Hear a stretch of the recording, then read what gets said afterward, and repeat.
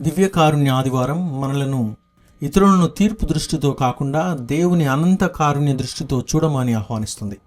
సమాజంలో మనం తరచుగా మన తప్పులు, పొరపాట్లు లేదా అత్యంత హేయమైన క్షణాలను మాత్రమే గుర్తిస్తుంది. ఒక తప్పు లేదా చెడు మన యొక్క సంవత్సరాల పాటు చేసిన మంచిని కప్పివేస్తుంది. ఒక గురువు నూతన విచారణకు బదిలీపై వెళ్ళినప్పుడు ఆయన రాకముందే అతని గతం గురించి గుసగుసలు మనం వింటాం. ఏ వ్యక్తిని గుర్తు చేసుకున్నా వారి యొక్క బలహీనతలను, తప్పులను, వారు చేసినటువంటి కుంభకోణాలను గురించి, వారి యొక్క వ్యక్తిగత విషయాలను గురించి మన యొక్క సంభాషణలో ముందుగా వచ్చే విషయాలే.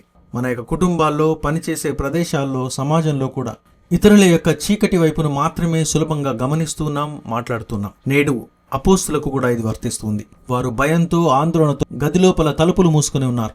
తరువాత వారు ప్రదర్శించిన ధైర్యవంతమైన సాక్ష్య జీవితానికి భిన్నంగా పేతురును 3 సార్లు బొంకిన వ్యక్తిగా చూస్తున్నాం. యూదాను దొంగ ముద్దుతో మోసం చేసిన వానిగా చూస్తున్నాం. ఇక తోమాసును పునరుత్థాన క్రీస్తును సందేహించిన వానిగా చూస్తున్నాం. పౌలును క్రైస్తవులందరినీ హింసించిన వాడిగా గుర్తిస్తున్నాం.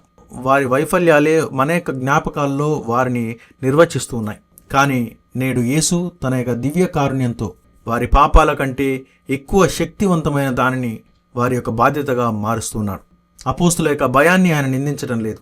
స్వయంగా యేసుని అనుభవపూర్వకంగా తెలుసుకోవాలన్న కోరికను తోమాసు వారిలో నేడు ప్రభువు చూస్తున్నాడు. బదులుగా ఆయన వారి మధ్య మరొకసారి ప్రత్యక్షమై మీకు శాంతి కలుగునుగాక అని తన గాయాలను చూపిస్తూ ఉన్నాడు. పవిత్రాత్మను ప్రసాదిస్తూ ఉన్నాడు. మరి ముఖ్యంగా క్షమాపణను దయచేస్తున్నారు. సందేహించే తామసు అని ముద్రను పొందినటువంటి తామసు యేసు గాయాలను స్పృశించాలని తన యొక్క నిజాయితీని వ్యక్తం చేశాడు.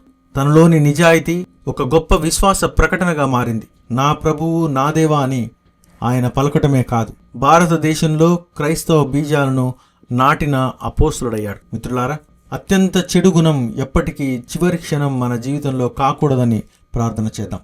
సమాజం, సన్నిహితులు సైతం మన యొక్క చెడును మాత్రమే కీర్తిస్తూ మాట్లాడిన, మన యొక్క వైఫల్యాలను కథలుగా చెప్పటానికి ప్రయత్నించిన ప్రభు యొక్క కృపలో ముందుకు సాగే ప్రయత్నం చేద్దాం. గత పాపాలు, బలహీనతలు, పతనాలు కాదు ప్రభువు గుర్తించేది.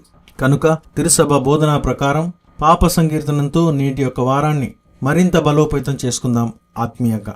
ఎందుకనగా పాపం పెరిగిన ప్రతి చోట దేవుని యొక్క కారుణ్యం రెట్టింపుగా పెరుగుతుంది. ప్రభు దీవెనలు, మన్నింపు సదా మీతో ఉండునుగాక. ఆమెన్.